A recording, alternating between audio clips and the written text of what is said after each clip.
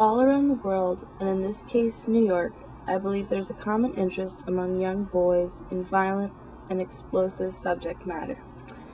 While doing my school observation, I noticed a common theme. When given freedom to draw what they want, most of the boys in my classes, grades K through 3rd, would draw either deadly images or action movie-like scenes.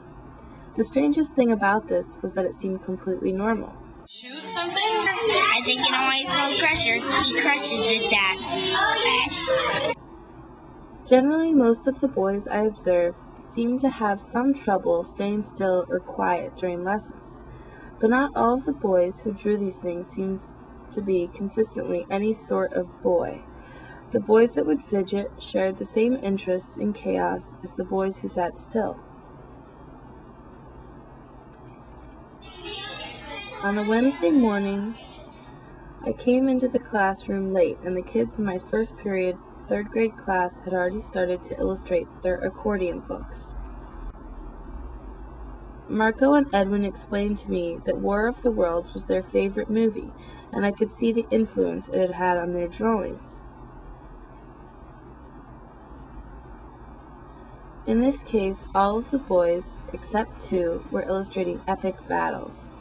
The girls in this class seemed to not even notice the boys' drawings, and I have a hunch that it is because the boys have never been quieter.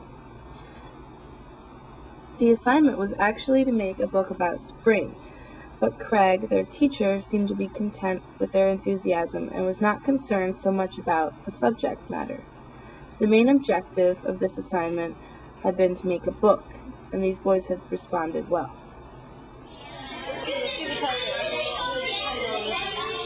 Thursday morning, my day began with a kindergarten class. They were making the same style accordion books as the 3rd graders. Theirs obviously didn't get folded quite as neatly. Here, with the younger boys, I noticed a more cognitive type of aggressive expression. One boy had turned his table into a war zone, and all of the kids' books had become fortress walls, and their fingers guns. Another boy's book had become an impossible series of ramps, and his hand, which had become a car, was launching off and crash-landing into the table. Though I had seen these younger boys express their violent interests symbolically during assignments with more freedom, like free draw, I was not surprised to see them finding a way to still add adventure and danger to a more structured project. The next week, I had a 3rd grade class that had been assigned to make different animal masks for a school play. Kids pulled an animal's name from a hat and then had to make a mask of that animal. I wondered to myself if this would cause problems. Would the boys all want to be the bull? Would the girls be upset if they were not a horse? As it turns out, I had been completely off base, and only one boy out of the whole class seemed to have an issue with his animal that he had chosen. One other great moment during this class. Craig had begun to glue popsicle sticks to the back of the finished masks with a hot glue gun. The boys' masks instantly became guns. At the end of the day, 2nd graders are designing their own kind of money. There are snakes and dead guys and bones and a Punisher-like figure.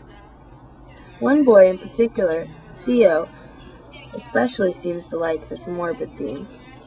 I have seen some of his other work, and he seems to have really developed a certain style for drawing his darkness world.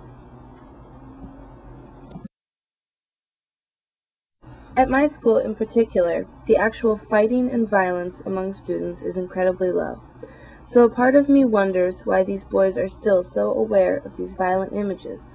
Is it their movies and their cartoons? One thing I could see was that this fascination was a kind of play for these boys, whether it was turning a structured assignment into an imaginary gunfight or literally drawing out an entire battle. These boys seemed to incorporate their interest into every possible aspect of the classroom. Something that surprised me was that I found absolutely no connection between boys' violent interests and their behavior in class. Theo, the 2nd grader, is extremely quiet and very rarely speaks out, while Brendan can't keep his mouth shut when Craig is explaining a lesson, or anything for that matter.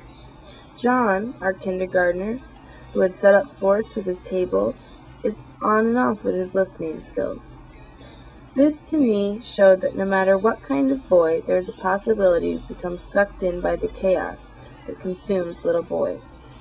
At this age, the obsession is so innocent and sweet, I really wish it would stay that way forever.